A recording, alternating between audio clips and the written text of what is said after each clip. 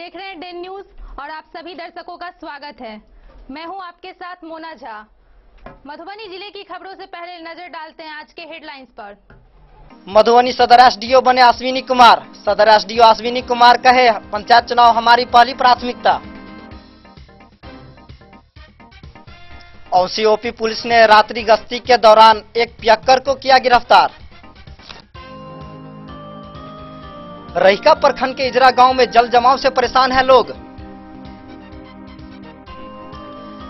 खजौली में एमएसयू ने दरभंगा में एम्स निर्माण को लेकर दान के रूप में मांगे 1 ईंट। जयनगर में नेपाली रेलवे निर्माण होने से उत्पन्न जन समस्याओं को देखते हुए वार्ड पार्षद ने की बैठक। मधुबनी बाल कल्याण समिति ने बालिका गृह में आवासित यतीम बालिका की कराई शादी। 6 सितंबर को कोरोना की संभावित तीसरी लहर से निपटने के लिए टीकाकरण महाअभियान 2.0 चलाया गया। बिस्फी प्रखंड मुख्यालय स्थित पंचायत सरकार भवन बिस्फी में कोविड-19 टीकाकरण का दूसरा डोज के लिए लगाया गया स्पेशल कैंप। बेनीपट्टी प्रखंड कृषि कार्यालय में किया गया बीज का वितरण। बेनीपट्टी प्रखंड कृषि कार्यालय में किया गया बीज का वितरण। को राधा कृष्ण स्थान बसवारा महंत विजय नारायण दास के आश्रम में 57वां स्थापना दिवस बड़े हर्षोल्लास के साथ मनाया गया।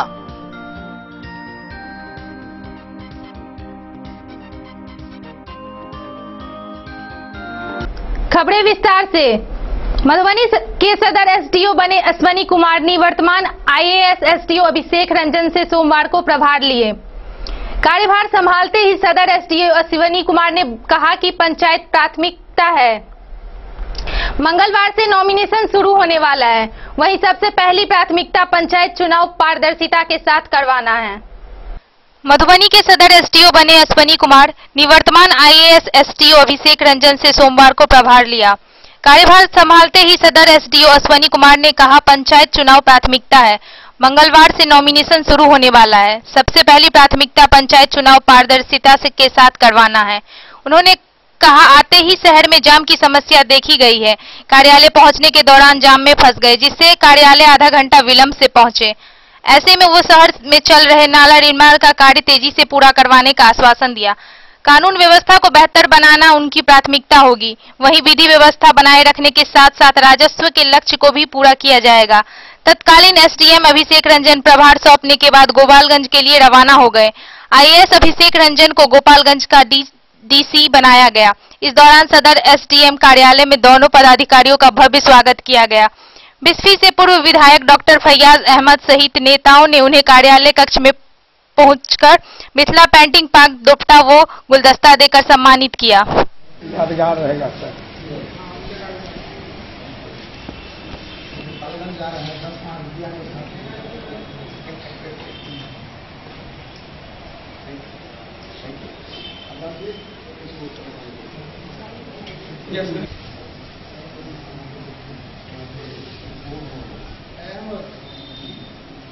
जी सर, चुनाव है। 2 ब्लॉक का नोटिफिकेशन हो ही गया है। कल से हम लोग नॉमिनेशन लेंगे। उसके बाद जो एसडीओ का और मेन ड्यूटी होता है शहर में अभी, जैसे कि हम खुद ही अभी आते वक्त जाम में फंस गए थे, तो जल्दी से नाला निर्माण हो जाए, लोगों को एक मतलब अच्छा शहर मिल पाए। उसमें जो लॉ एंड ऑर्डर का इशू है, इन्फोर्समेंट का इशू है, वो उसको जितना अधिक से अधिक कर सकें। उसके बाद फिर रेवेन्यू में गवर्नमेंट का। मधुबनी से फिरोज आलम की रिपोर्ट। बिस्फी में ओसीओपी पुलिस ने रात्रि गश्ती के दौरान एक शराबी को नशे की हालत में गिरफ्तार किया है। वहीं पकड़े गए शराबी की पहचान दरभंगा केवटी थाना क्षेत्र के डोमे गांव निवासी रोशन कुमार सहनी के रूप में की गई है। बीते रात ओसीओपी पुलिस ने रात्रि गश्ती के दौरान एक शराब पियक्कर को शराब के नशे में गिरफ्तार कर लिया। ओसीओपी अध्यक्ष हरिद्वार शर्मा ने बताया कि पकड़े गए शराब पियक्कर की पहचान दरभंगा केवटी थाना क्षेत्र के डोमे गांव निवासी रोशन कुमार सहनी के रूप में की गई है। उन्होंने कहा कि शराब पियक्कर को न्यायिक हिरासत में भेज दिया गया है। बिस्फी से सत्यनारायण यादव की रिपोर्ट। रहिका प्रखंड के इजरा गांव वार्ड नंबर 4 संख्या स्थित मोहल्ले के निवासी करीब 4 महीनों से जल जमाव के बीच जिंदगी गुजारने पर मजबूर हो गए हैं। मोहल्ले के निवासी कीड़े मकोड़ों के बीच रात जागकर गुजारते हैं। पानी जमा रहने के कारण बच्चों की डूबने की आशंका बनी रहती है। रहिका प्रखंड क्षेत्र के इजरा गांव वार्ड नंबर 4 स्थित मोहल्ले के निवासी करीब 4 महीनों से जल जमाव के बीच जिंदगी गुजारने पर मजबूर हैं। मोहल्ले के निवासी कीड़े मकोड़ों के बीच रात जागकर गुजारते हैं। हरेंद्र कुमार बताए हैं कि आंगन में पानी जमा रहने के कारण रहने एवं खाना बनाने में काफी दिक्कत हो रही है, जबकि बच्चों के डूबने की भी आशंका हमेशा बनी रहती है। वहीं मुंशी जमील अख्तर बताते हैं कि प्रखंड प्रशासन के साथ साथ सदर अनुमंडल प्रशासन को कई बार सूचना दी गई है, परंतु आज तक कोई देखने को नहीं आए। आज आलम यह है कि मोहल्ले के लोगों को घरों से निकलना मुश्किल हो गया है, जबकि समीमा खातून ने बताया कि खाना बनाने में काफी परेशानी होती है, जिस कारण किसी तरह एक बार खाना बनाते हैं तथा उसी खाने को 3 समय खाने को मजबूर हो जाते हैं। बच्चों को दूसरों के घरों में सोने को भेज देते हैं, क्योंकि जल जमाव रहने के कारण डर हमेशा बना रहता है कि कहीं घर न गिर जाए, इसलिए बच्चों को सुरक्षित जगह पर भेज देते हैं। उन्होंने बताया कि कोई जनप्रतिनिधि देखने तक नहीं पहुंचा। जल जमाव की सूचना कई बार पंचायत से लेकर प्रखंड प्रशासन तक दी गई, परंतु किसी ने भी अभी तक खबर लेने की जरूरत नहीं समझी तथा जल जमाव की निकासी के लिए कोई रास्ता नहीं निकाला है।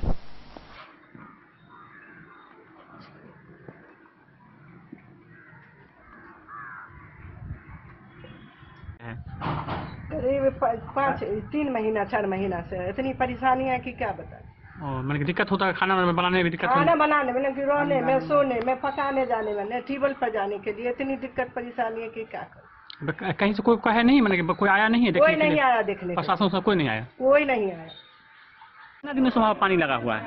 4 महीने से ये बरसात जब से शुरू हुआ है, जब से जो है पानी जो है लगा हुआ है, लगभग जो है 100-150 घर है, जिन लोगों को आने जाने में काफ़ी परेशानी होती है। सारी जगह हमने जो है खबर किए हैं, कोई भी आदमी आकर के देखा नहीं है। फिर रहने सहने का भी दिक्कत होता होगा आप लोग को? रहने सहने क्या है कि यहाँ देखिए पानी तक पीने के लिए पानी भी जो है खराब निकल रहा है ट्यूबवेल से, इस तरीके की स्थिति बनी हुई है। और कोई भी प्रशासन भी सुनने को राजी नहीं है, कोई जनप्रतिनिधि है वो भी कभी आकर के देखा भी नहीं। मधुबनी से फिरोज आलम की रिपोर्ट। खजौली में एमएसयू ने दरभंगा में एम्स निर्माण को लेकर दान के रूप में एक ईंट मांग की है। वहीं समाज सेवी दिलीप कुमार ने टीम को एम्स निर्माण के लिए एक ईंट दान दिया। उन्होंने कहा कि केंद्र सरकार 12,064 करोड़ की लागत से एम्स निर्माण की कैबिनेट में मंजूरी दे दी है। दरभंगा में एम्स निर्माण को लेकर मिथिला स्टूडेंट यूनियन के एक मुहिम छेड़ दी है। दरभंगा में एम्स निर्माण की घोषणा का वर्षों बीत जाने पर सरकारी तंत्र के द्वारा अब तक धरातल पर कोई सुगबुगाहट नहीं देखी जा रही है।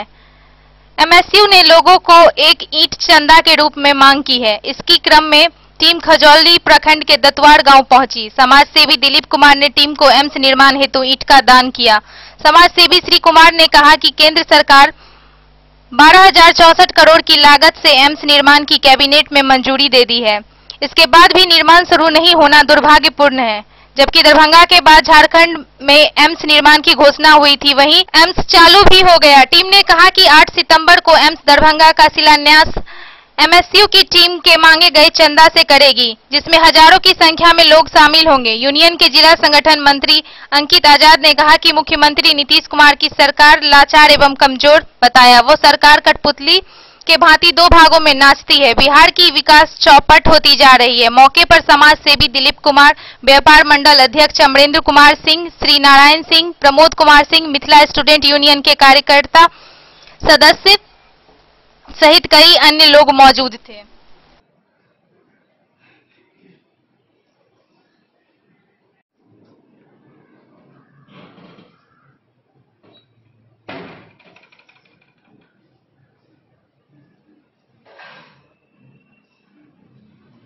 जी, आज इन लोग को ईंट किस कारण बस दिए हैं? ईंट इसलिए दिया है जो 2014 में एम्स बनने का था दरभंगा में। जी जी। लेकिन अभी तक 2014 से अभी तक एम्स नहीं बना है। इसलिए चाहते हैं जो कम से कम जनता जागृत हो, कम से अपना ईंटा पत्थर लेकर कम से कम अपनी से भी बनाए। अभी तो सरकार जागे एम्स बनाने के लिए। इसी कारण से आप एमएसयू को एक ईंट दिए? एमएसयू को ईंट प्रदान। जी, आप अपना परिचय दे दीजिएगा। मेरा नाम हुआ दिलीप कुमार, हम खजौली प्रखंड दतवार गांव के रहने वाले हैं। सभा से ही काम करते हैं। जी जी। विधानसभा भी चुनाव लड़े हुए थे मिथिलावादी पार्टी से। जी चलिए, धन्यवाद। खजौली से सुधांशु ठाकुर की रिपोर्ट। नेपाली रेलवे निर्माण होने से उत्पन्न जन समस्या को देखते हुए नेपाली रेलवे स्टेशन पर वार्ड पार्षद शिवजी पासवान की अध्यक्षता में आम लोगों का एक बैठक आयोजित हुआ, जिसमें नेपाली रेलवे व भारतीय रेलवे निर्माण से हुए समस्या पर विस्तार पूर्वक चर्चा किया गया। नेपाली रेलवे निर्माण होने से उत्पन्न जन समस्या को देखते हुए नेपाली रेलवे स्टेशन पर आम लोगों की एक बैठक वार्ड पार्षद शिवजी पासवान की अध्यक्षता में आयोजित की गई, जिसमें नेपाली रेलवे व भारतीय रेलवे निर्माण से हुई समस्या पर विस्तार पूर्वक चर्चा किया गया और इसके समाधान हेतु आम नागरिक संघर्ष समिति जयनगर का गठन किया गया, जिसमें 21 सदस्य कमेटी तथा संयोजक मोहम्मद जहांगीर एवं सह संयोजक श्रवण शाह मोहम्मद इरफान को सर्वसम्मति से चुनाव किया गया और आंदोलन को चरणबद्ध चलाने हेतु 13 सितंबर को जन सम्मेलन आयोजित करने व जन सम्मेलन में सभी राजनीतिक दलों में कार्यकर्ता, नगर पार्षद के मुख्य पार्षद, वार्ड पार्षद, सभी पंचायत के मुखिया सहित सामाजिक कार्यकर्ता व व्यवसायिक संगठन को आमंत्रित किया जाएगा। बैठक यूनियन टोला से पटना गद्दी चौक गुमती नंबर 4 पर ओवरब्रिज का निर्माण करने, यूनियन टोल से नेपाली गुमती तक सड़क नाली का निर्माण करने, भारतीय रेलवे एवं नेपाली रेलवे के वाशिंग पीट की पानी से किसानों व आम लोगों का वर्षों से हो रहे बर्बादी को देखते हुए रेलवे परिसर में ही अस्थायी रूप से पानी की निदान करने सहित अन्य मांगे भी शामिल है। बैठक को भूषण सिंह, भाकपा प्रखंड सचिव जहांगीर, इरफान, श्रवण शाह, भोला पासवान, जनार्दन शाह, लक्ष्मण शाह, एहसान अहमद, अशरफ हुमायूं सहित कई लोगों ने भाग लिया और संबोधित किया। बाकी हम लोग आगे आज का ये बैठक जो है सो नेपाली स्टेशन के प्लेटफॉर्म पर रखा गया, जिसमें 3 मांग हम लोगों का है। पहला मांग है हम लोग का फुट ब्रिज जो है सो हम लोगों को चाहिए और इस ग्रामीण क्षेत्र में जो है सो बहुत परेशानी हो रहा है। जब से जो है सो रेल का काम शुरू हुआ है, आने जाने का लोगों को जो है सो बहुत परेशानी हो रहा है। इसलिए हम लोगों का पहला मांग फुट ब्रिज का है और इसके लिए हम लोग जो है सो आज मोहल्ला के वासी लोग जो है तो हम लोग आज बैठे हैं और इससे जो है तो हम लोग इस पे जो है तो अगर हम लोगों का मांग पूरा नहीं हुआ तो इससे भी ज़्यादा जो है तो हम लोग जो है तो आंदोलन करेंगे, धरना करेंगे, प्रदर्शन करेंगे और हम लोग इस ओवर ब्रिज के लिए जो है तो जहाँ से जो भी होगा हम लोग जो है तो उसको आगे के लिए जो है तो तैयारी करेंगे। रोड का भी बोलिए, नाला का भी बोलिए कि अभी तोड़ दिए हैं तो अभी कोई काम नहीं हो रहा, फिर वही बात आ गई। आज यह बैठक आम जनता के द्वारा आयोजित की गई है। इस बैठक में मुख्य तौर पर नेपाली गुमती से लेकर के पटना गद्दी चौक पर तक ओवरब्रिज की मांग है और यह ओवरब्रिज नहीं बनने से लोगों को ढेर सारा परेशानी का सामना करना पड़ता है। नेपाली ट्रेन परिचालन के बाद लोगों में यातायात में कठिनाई का सामना करना पड़ेगा। बहुत ज़बरदस्त ये समस्या का सामना हो सकता है और यूनियन टोल में जो रास्ता और नाली जो बंद करने की स्थिति में है, नेपाली रेलवे के द्वारा इसका जो है अस्थायी तौर पर रास्ता का निर्माण और नाला का निर्माण और रेल के द्वारा जो पानी लोगों के निजी जमीन में किसानों के खेत में बहाया जा रहा है, उसका अस्थायी तौर पर निदान की मांग है और यह मांग हम लोग रेल प्रशासन से करेंगे, स्थानीय जनप्रतिनिधि से करेंगे और इसका मांग नहीं पूरा होता है तो आम लोगों को गोलबंद करके यह आंदोलन लगातार चलाया जाएगा। मोहम्मद अली के साथ हनुमान प्रसाद मोर की रिपोर्ट। वक्त हो चला है एक छोटे से ब्रेक का। मिलते हैं ब्रेक के बाद, आप बने रहिए हमारे साथ। आयुर्वेद अपनाएं, निरोगी जीवन पाएं। आईएमसी के आयुर्वेदिक प्रोडक्ट अब आपके शहर मधुबनी में भी उपलब्ध है।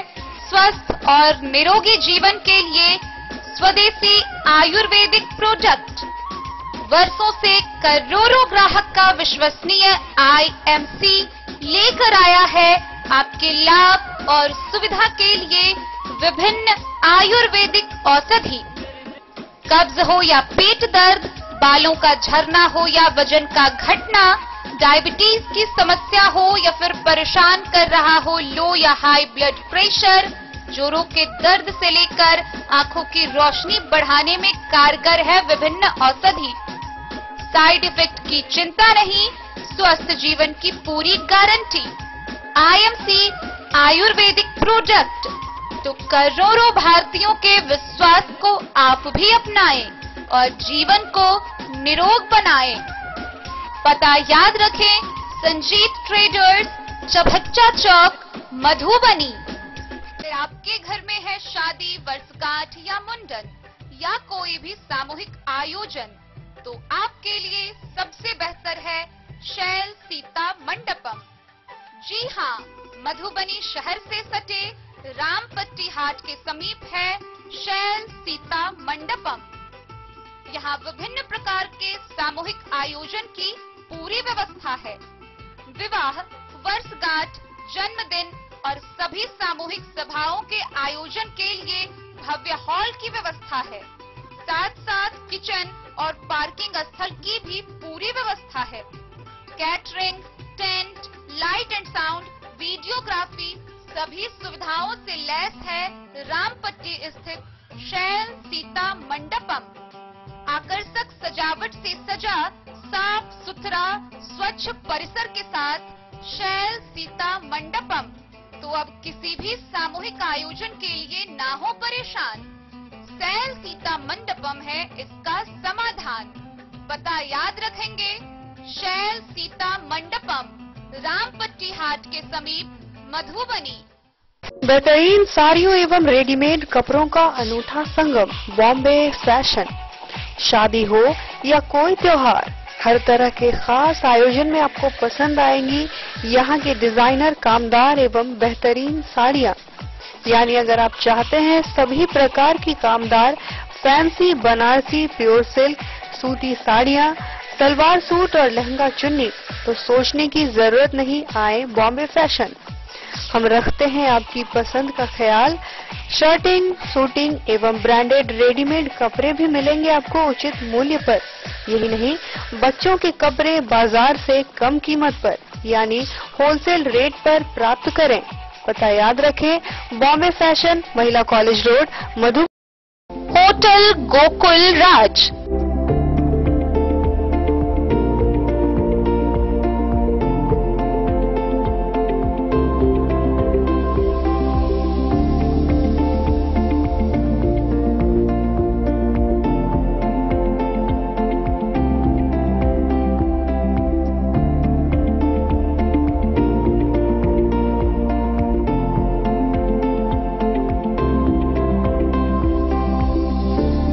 शहर के भीड़ भाड़ से दूर, शांति और सुकून से भरे वातावरण में मधुबनी शहर के लहरियागंज वार्ड नंबर 1 में पूरे मिथिलांचल क्षेत्र का सबसे भव्य होटल, होटल गोकुल राज। 4 मंजिला इमारत की इस होटल में है 4 बड़े बड़े बैंकेट हॉल, रिंग सेरेमनी, शादी, मीटिंग या पार्टी, हर एक आयोजन के लिए अलग से हॉल की व्यवस्था। रेस्टोरेंट की व्यवस्था, जहां एक से बढ़कर एक लजीज व्यंजनों का मिलेगा संगम, और रहने का उचित प्रबंध।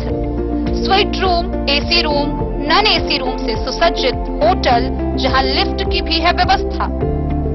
पार्किंग का पूरा इंतजाम। तो आइए और जिंदगी में खुशियों से भरी यादें शामिल करिए। होटल गोकुल राज मधुबनी में आप लोगों का स्वागत है। होटल गोकुल राज, लहरियागंज वार्ड नंबर 1, मधुबनी। कारक कलर्स, मेसर्स विश्वनाथ कारक, लोहापट्टी, मधुबनी। यहाँ उपलब्ध है Sakarni wall guard, white cement, polymer base wall putty. दीवारों और प्लास्टर को पकड़े जकड़ के सकरनी प्लास्टर बॉन्ड, अद्वितीय उत्पाद जिसे जर्मन टेक्नोलॉजी के सहायता से किया गया है तैयार। किसी प्रकार के हैकिंग की आवश्यकता नहीं, सतह के साथ डुअल बॉन्डिंग, ज्यादा कवरेज, प्रयोग के बाद रंगीन होने के कारण प्रयोग किए हुए सतह का पता चलता है। पानी और नमी को रोकने की क्षमता रखता है। समय कम लगता है, यानी पैसे की बचत। कंस्ट्रक्शन स्ट्रक्चर को कोई नुकसान नहीं। सामान्य तापमान में 9 महीने तक बंद पैकिंग में ठीक रहता है। 5, 10 और 20 किलो पैकिंग में उपलब्ध। Sakarni, wall guard, white cement, polymer base wall putty, Karak colours, messrs Vishwanath Karak, Loha Patti, Madhubani.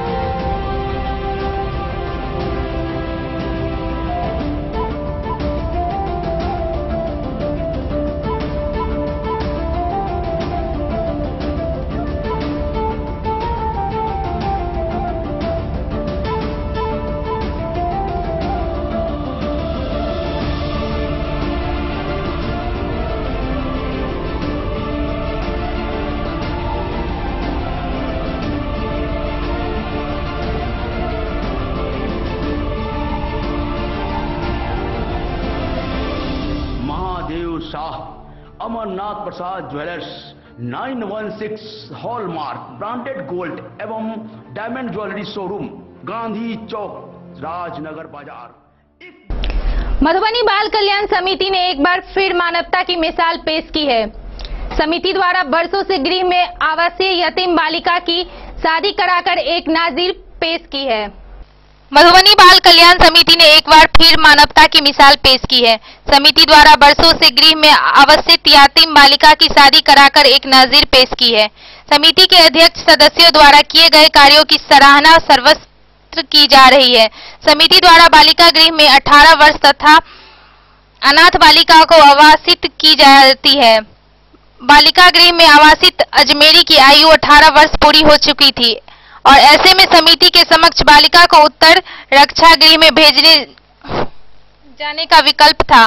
बाल कल्याण समिति ने बालिका की काउंसलिंग कराई तो उसने समाज से जुड़ने की बात बताई। समिति ने बालिका के रिश्तेदार को बालिका को सौंप दिया। समिति का कार्य यही तक था, लेकिन समिति द्वारा बालिका अजमेरी के भविष्य को संवारने और उसकी घर बसाने को लेकर मंथन किया जाने लगा। अनाथ बच्ची की वजह से शादी की चर्चा से ही कुछ लोग कतराने लगे।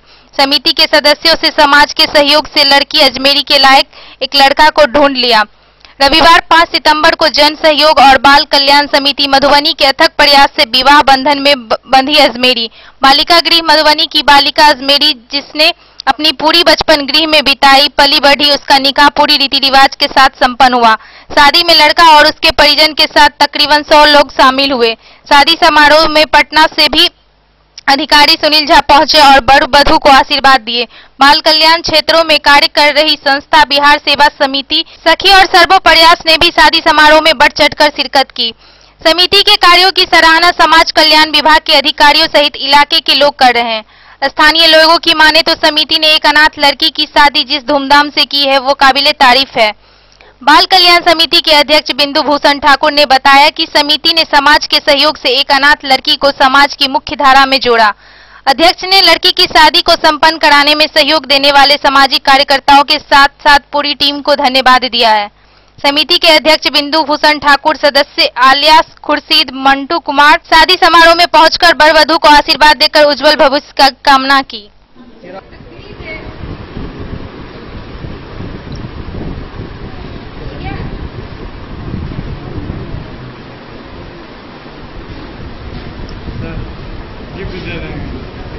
सितंबर का दिन ये एक ऐतिहासिक डे है बाल कल्याण समिति या बाल सुरक्षा गृह के बच्चियों के लिए और यहाँ के जो व्यवस्थापक हैं उन सब के लिए, और मैं तमाम लोगों को धन्यवाद देता हूँ कि ऐसा सराहनीय आप लोगों ने काम किया है। एक लावारिस बच्ची का विधिवत अरेंज मैरिज के तरह आप लोगों ने किया है, ये बहुत ही तारीफ के लायक है।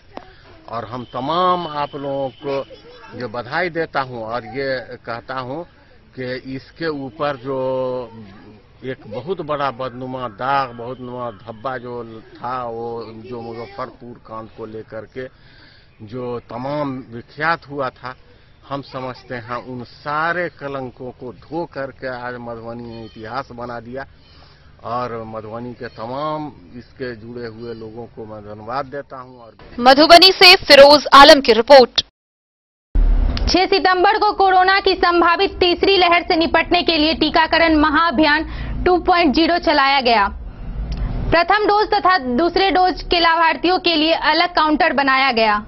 जिन लोगों का दूसरा डोज बाकी रह गया उन्हें केयर इंडिया के माध्यम से फ्लो अप किया जा रहा है, जिसमें 400 से 500 लोगों को फोन के माध्यम से दूसरे डोज का टीका लेने की अपील की जा रही है। अब तक जिले भर में टीका लेने वाले 13,43,744 लोगों को कोविशील्ड, 2,18,000 को कोवैक्सीन का डोज दिया जा चुका है। कोरोना की संभावित तीसरी लहर से निपटने के लिए टीकाकरण महाअभियान 2.0 चलाया गया। कोविड टीकाकरण के दोनों डोज के लक्ष्य हासिल करने के लिए जिले में सोमवार को विशेष अभियान चलाया गया। प्रथम डोज तथा दूसरे डोज के लाभार्थियों के लिए अलग काउंटर बनाया गया। ऐसा देखा जा रहा है कि प्रथम डोज लेने के बाद दूसरे डोज लेने वाले की संख्या में काफी कमी हो रही है। जिन लोगों का दूसरा डोज ड्यू है उन्हें केयर इंडिया के द्वारा फोन के माध्यम से फ्लो अप किया जा रहा है तथा उन्हें दूसरे डोज लेने के लिए अपील की जा रही है। केयर इंडिया के द्वारा प्रतिदिन 400 से 500 लोगों को फोन के माध्यम से दूसरे डोज की टीका लेने की अपील की जा रही है। महाअभियान 2.0 के लिए जिले भर में 305 सत्र स्थलों पर 1 लाख लोगों को टीकाकृत करने का लक्ष्य रखा गया है। अभियान की सफलता के लिए 1,29,000 वैक्सीन की डोज उपलब्ध कराई गई। दोनों डोज लेने के बाद लाभार्थियों को एक सुर में कहा कि वैक्सीन की एक डोज से लड़ाई पूरी नहीं होगी। इसके लिए लोगों को स्लोगन को समझना होगा कि 1 से अधूरा 2 से पूरा। कोरोना के दोनों टीके लगवाएं। दोनों टीका लगवाने से ही कोरोना की लड़ाई पूरी तरह से सुरक्षित होगी। जिला प्रतिरक्षण पदाधिकारी डॉक्टर SK विश्वकर्मा के मुताबिक कोरोना की तीसरी लहर से बचाव के लिए वैक्सीन को ही सबसे प्रभावी हथियार के तौर पर देखा जा रहा है। सभी लोगों को टीकाकरण अवश्य कराना चाहिए। तमाम अध्ययनों के वैक्सीन को वायरस से सुरक्षा देने में प्रभावी पाया गया है। वैक्सीन लगवाकर आप कोरोना के गंभीर संक्रमण और इसके कारण होने वाली मौत से सुरक्षित हो सकते हैं। दूसरी लहर के दौरान वैक्सीन की उपलब्धता इतनी अधिक नहीं की, इसकी वजह से वायरस इतना आक्रामक रूप देखने को मिला। इस बार सभी लोगों को सबक लेकर जल्द से जल्द वैक्सीन जरूर लेना चाहिए तथा प्रथम डोज लेने के बाद दूसरा डोज अवश्य ले ताकि आपकी इम्यूनिटी मजबूत हो। जिला अनुश्रवण एवं मूल्यांकन पदाधिकारी सुनील कुमार ने बताया कि जिले में अब तक 15,61,843 लोगों को टीकाकरण किया गया है, जिसमें 18 वर्ष से 44 उम्र के 8,08,320 लोग हैं। 45 से 60 वर्ष के उम्र के 3,76,000 लोग हैं। 60 वर्ष के ऊपर के 3,77,513 लोगों का टीकाकरण किया गया, जिसमें 7,46,566 पुरुष, 8,14,926 महिला को टीकाकृत किया गया है। टीका लेने वाले में 13,43,744 लोगों को कोविशील्ड, 2,18,000 कोवैक्सीन का डोज दिया जा चुका। मधुबनी से फिरोज आलम की रिपोर्ट। बिस्फी प्रखंड मुख्यालय स्थित पंचायत सरकार भवन बिस्फी में कोविड-19 टीकाकरण का दूसरा डोज का स्पेशल कैंप लगाया गया। कैंप का उद्घाटन 65 वर्षीय वृद्ध महिला राजो देवी को टीका लगाकर किया गया। वहीं यूनिसेफ के BMC आफ्ताब आलम ने बताया कि प्रखंड क्षेत्र के 26 जगहों पर कैंप लगाकर 6500 लोगों को टीकाकरण किया जाना है। बिस्फी प्रखंड मुख्यालय स्थित पंचायत सरकार भवन बिस्फी में कोविड-19 वैक्सीनेशन का दूसरा डोज स्पेशल कैंप का आयोजन किया गया, जिसका उद्घाटन प्रभारी चिकित्सा पदाधिकारी डॉक्टर मेराज अकरम, स्वास्थ्य प्रबंधक मोहम्मद रेजाउर रहमान, यूनिसेफ के BMC आफ्ताब, पूजा कुमारी के द्वारा एक 65 वर्षीय वृद्ध महिला राजो देवी को टीका लगाकर उद्घाटन किया गया। डेटा पोर्टल पर चढ़ाने के लिए डाटा ऑपरेटर काजल कुमारी, बसंत कुमार के द्वारा किया जा रहा था। यूनिसेफ वीएमसी आफ्ताब आलम ने बताया कि आज पूरे प्रखंड क्षेत्र में 26 जगह पर पंचायत सिमरी, जाफरा, नहास, रुपौली में दूसरा खुराक हेतु विशेष कैंप का आयोजन किया गया है। आज जिले से कुल 6500 लोगों के लिए टीका का आवंटन मिला है। उन्होंने कहा कि सेकेंड डोज के लाभार्थी को आशा सेविका के द्वारा मोबिलाइज करने पर लाभार्थी 4 रुपए के दर से मोबिलाइज करने वाले को दिया जाएगा। अभी तक पूरे प्रखंड क्षेत्र में 35% लोगों का टीकाकरण किया जा चुका है, जिसमें दूसरी खुराक लेने वाले मात्र 9% ही हैं। इसलिए सरकार से 6 सितंबर और 7 सितंबर को दूसरी खुराक से 2 विशेष कैंप का आयोजन किया गया है। मौके पर एएनएम कविता कुमारी, नीतू, ब्रजमोहन कुमार, राजा कुमार सहित अन्य लोग उपस्थित थे।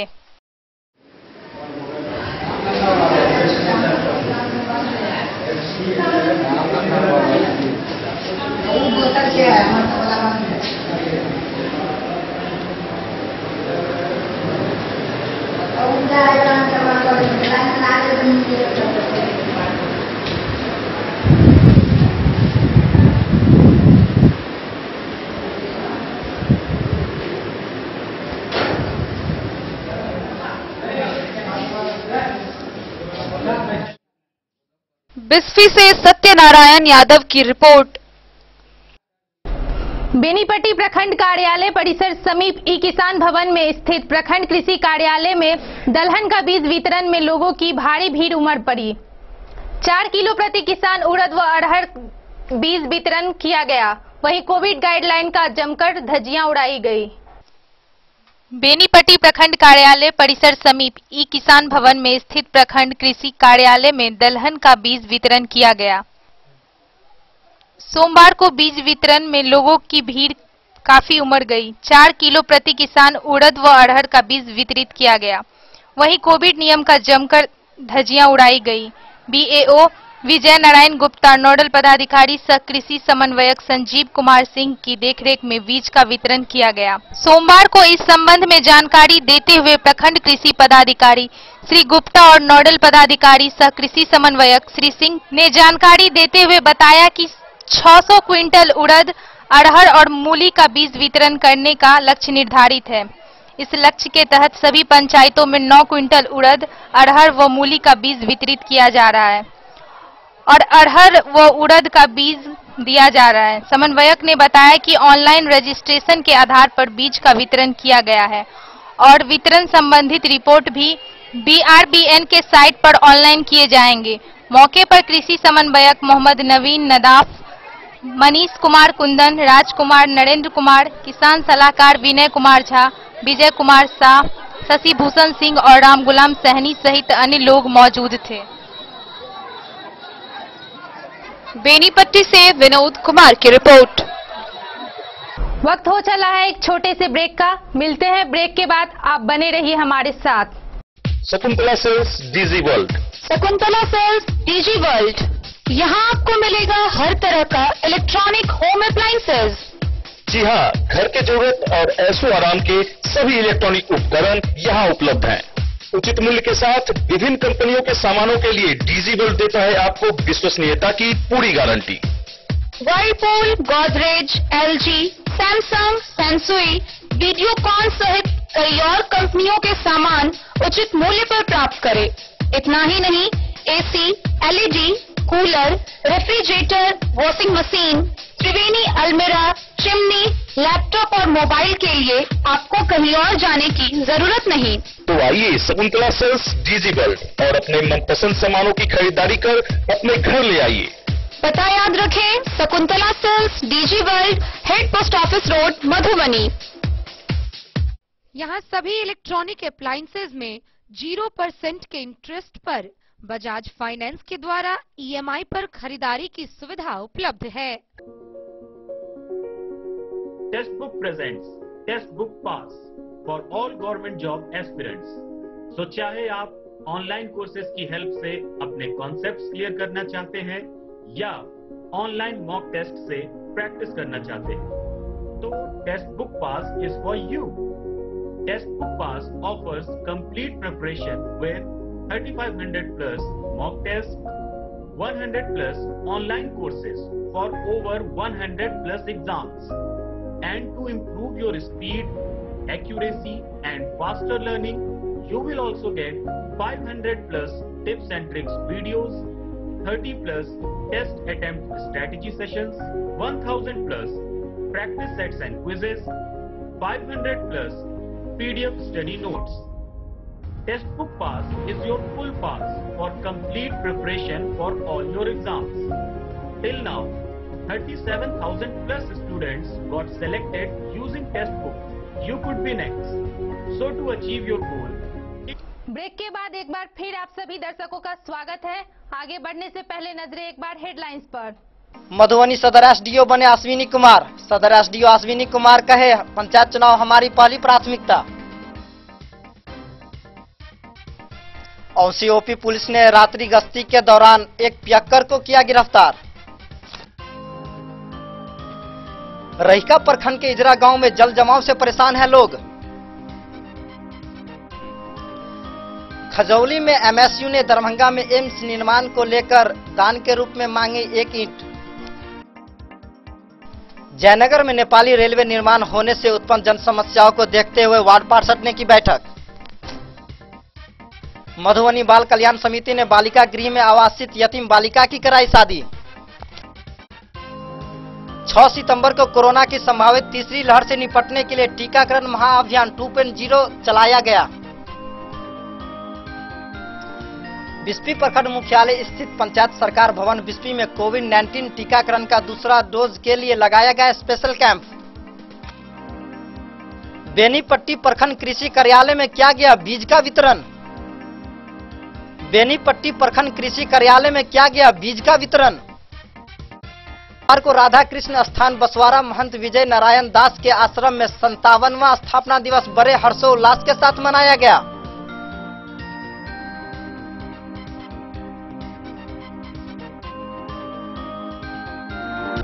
रविवार को राधा कृष्ण स्थान बसवारा महंत विजय नारायण दास के आश्रम में 57वां स्थापना दिवस बड़े ही हर्षोल्लास के साथ मनाया गया। रविवार को राधा कृष्ण स्थान बसवाड़ा महंत विजय नारायण दास के आश्रम में स्थापना दिवस का सफलतम 57वां स्थापना दिवस बड़े ही उल्लास के साथ मनाया गया। साथ ही विश्व हिंदू परिषद बजरंग दल का जिला कार्यालय का उद्घाटन विश्व हिंदू परिषद के केंद्रीय उपाध्यक्ष पूज्य जीवेश्वर मिश्र के द्वारा फीता काटकर किया गया। साथ में गोकुलवली आश्रम के महंत बाबा विमल शरण दास, ब्रजमोहन दास, मिथिलेश दास, बसवाड़ा महंत एवं विश्व हिंदू परिषद के जिला धर्मचार्य प्रमुख विजय नारायण दास, मंगरौनी के पुजारी राजकुमार झा, विश्व हिंदू परिषद के जिला अध्यक्ष महेश कुमार, जिला मंत्री पंकज मेहता, उपाध्यक्ष आदित्य सिंह, खजौली अध्यक्ष जीवकांत झा एवं सैकड़ों कार्यकर्ता, बिहार सरकार के मंत्री रामप्रीत पासवान भी शामिल हुए। पंडित जीवेश्वर मिश्र के द्वारा संबोधन हुआ। साथ ही सुंदरकांड का पाठ, अल्पाहार भंडारा भी कराया गया।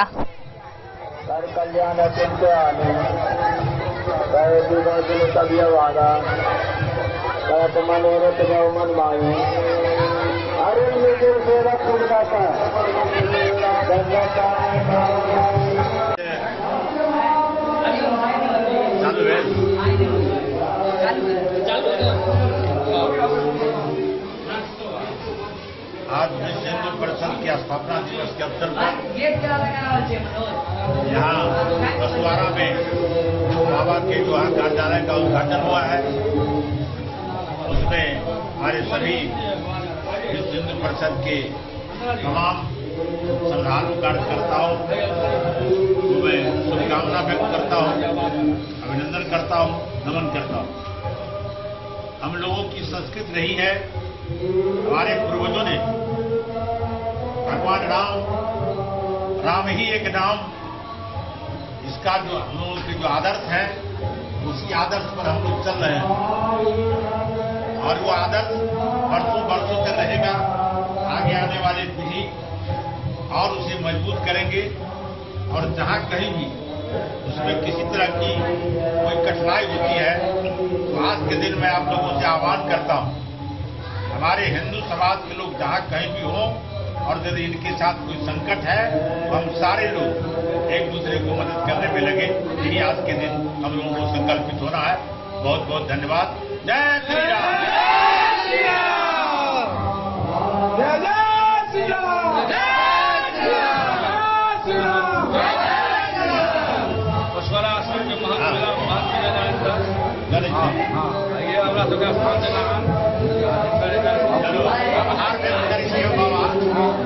अपने अपना सबके दिया पिता तो जहाँ तहाँ घर जाने के लिए चले आइए अपने जरिए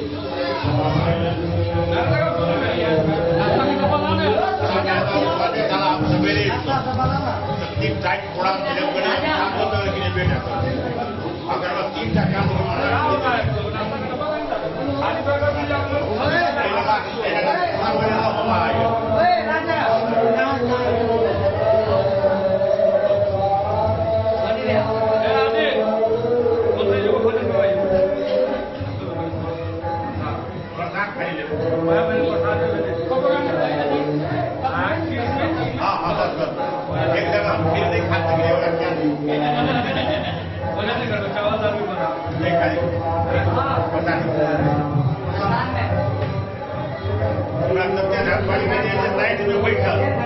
पत्ता में कटोरी सब जरिया खाए तो गाड़ी में बैठे घर के लिए खीर बनाने वाले खीर दोनों डाल के देखियो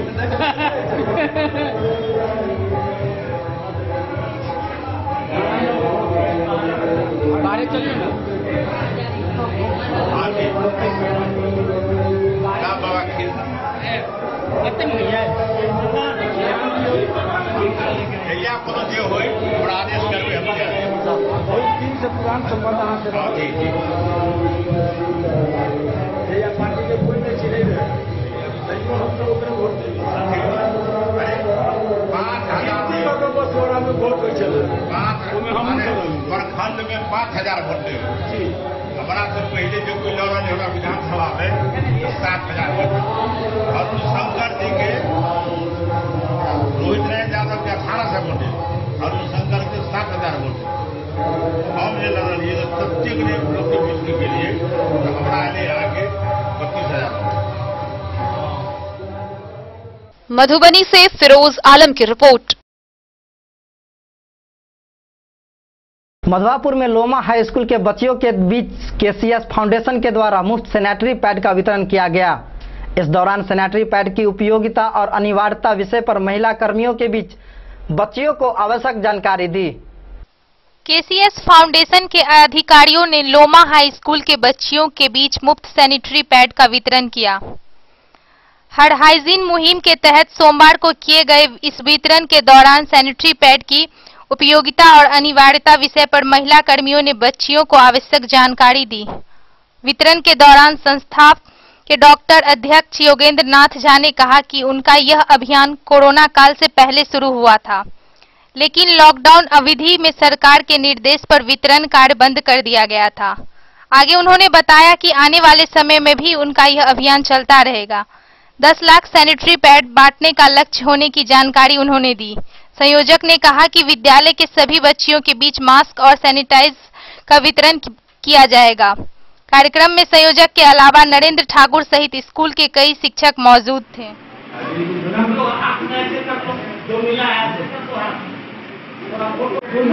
नहीं हुआ लो। मधवापुर से शत्रुमर्दन कुमार की रिपोर्ट। जयनगर के कमला रोड स्थित राम जानकी मंदिर प्रांगण में पूर्व उप मुख्य पार्षद अशोक पासवान की अध्यक्षता में आगामी 18 सितंबर से 10 दिवसीय इंद्र पूजा मेला को लेकर बैठक आयोजित की गई। बैठक में कोविड के मद्देनजर सरकार व प्रशासन के आदेश का पालन करते हुए पूजा मनाने पर विचार विमर्श किया। आगामी 18 सितंबर को 10 दिवसीय इंद्र पूजा मेला को लेकर सोमवार को जयनगर कमला रोड स्थित राम जानकी मंदिर प्रांगण में पूर्व उप मुख्य पार्षद अशोक पासवान की अध्यक्षता में एक बैठक आयोजित की गई। बैठक में इंद्र पूजा मेला को लेकर कोविड को मद्देनजर रखते हुए सरकार व प्रशासन के आदेश का पालन करने व पूजा मानने पर विचार विमर्श किया गया है। अशोक पासवान ने कहा कि कोरोना महामारी को लेकर इस वर्ष भी इंद्र पूजा मेला सादगी माहौल में मनाया जाएगा, जिसमें सरकारी आदेशों का पालन करना ही हमारी जिम्मेदारी होगी। पूजा मेला को लेकर एक नई कमेटी का गठन किया गया। बैठक में शंभू कुमार प्रसाद, रूपेश कुमार शाह, वकील पासवान, विकास कुमार, गोविंद कुमार, कन्हैया मंडल, संगीत कुमार, आशीष शर्मा, आनंद कुमार एवं छोटू कुमार समेत अन्य मौजूद थे। आज जयनगर कमला रोड राम जानकी मंदिर में एक इंद्र पूजा मेला पर बैठक की गई इंद्र पूजा कमेटी के द्वारा। इसमें सर्वसम्मति से निर्णय लिया गया कि कोविड-19 को देखते हुए बड़ा मेला नहीं करके छोटा पूजा और छोटा मेला लगाया जाए। उसमें सर्वसम्मति से निर्णय लिया गया कि झूला वगैरह नहीं लाके छोटा छोटा खिलौना का और प्रसादी का दुकान सिर्फ लगाया जाए। यही बात मीटिंग में रखी गई। कितने तारीख से होगा? 18 से 10 दिवसीय पूजा किया जाए। 18 सितंबर से। मोहम्मद अली के साथ हनुमान प्रसाद मोर की रिपोर्ट। मिथिला वाहिनी के संस्थापक सह मुख्य संरक्षक श्री मिहिर कुमार झा महादेव ने सिविल सर्जन मधुबनी से मिलकर एक मांग पत्र सौंपा। आइए क्या है पूरा मामला देखते हैं। मिथिला वाहिनी के संस्थापक सह मुख्य संरक्षक श्री मिहिर कुमार झा महादेव ने सिविल सर्जन मधुबनी से मिलकर एक मांग पत्र सौंपा, जिस मांग पत्र के माध्यम से मांग की गई कि पंडौल प्राथमिक स्वास्थ्य केंद्र सह रेफरल अस्पताल पंडौल में पानी भर जाने के कारण चिकित्सा व्यवस्था पूरी तरह से चरमरा गई है और विभागीय हेल्थ मैनेजर और चिकित्सा प्रभारी की उदासीनता के कारण जल जमाव से जहां एक तरफ महामारी फैलने की संभावना बनती है, वहीं दूसरी तरफ मरीज और उसके परिजनों को काफी समस्याओं का सामना करना पड़ रहा है। साथ ही इसके आड़ में बहुत से कर्मचारी और चिकित्सक अनुपस्थित रहते हैं या सिर्फ हाजिरी बनाने के लिए आते हैं। इसके अलावा मरीज को मिलने वाली सुविधाओं यथा दवाई या अन्य सर्जिकल वस्तुओं की हेराफेरी की संभावना बनती है। अतः श्रीमान अपने स्तर से कार्रवाई करते हुए अविलंब अस्पताल परिसर को जल जमाव से मुक्त कराने की पहल करें, साथ ही अन्य विषयों पर जांच करवाएं और दोषी पर लगातार कार्रवाई की जाए, जिससे अस्पताल परिसर में आने वाले मरीजों और उनके परिजन, चिकित्सकों, कर्मचारियों को भी सहूलियत और किसी भी तरह की बीमारियों से संक्रमण को रोका जा सके। साथ ही जर्जर भवनों को ठीक करवाया जाए या नया अस्पताल हेतु विभागीय पहल की जाए। अस्पताल परिसर से जल निकासी की ठोस व्यवस्था की जाए, जिससे आगे इस तरह की कोई समस्या उत्पन्न न हो। Bureau report Madhubani. आज के इस बुलेटिन में फिलहाल इतना ही। कल फिर हाजिर होंगे नए खबरों के साथ। तब तक दीजिए पूरी टीम को इजाजत और मधुबनी की खबरों से अपडेट रहने के लिए देखते रहिए डेन न्यूज।